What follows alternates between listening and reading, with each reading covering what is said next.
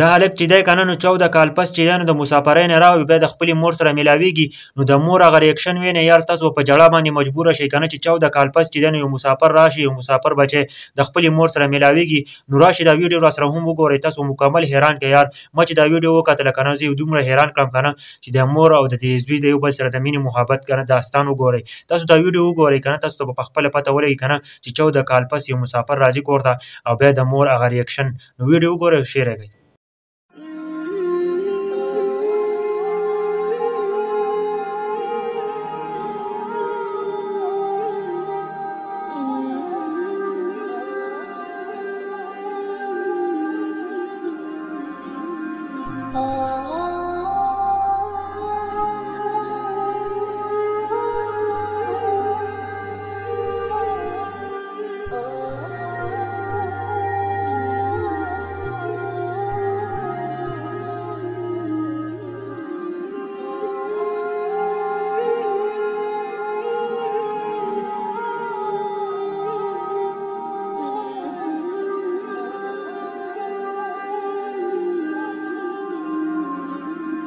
Oh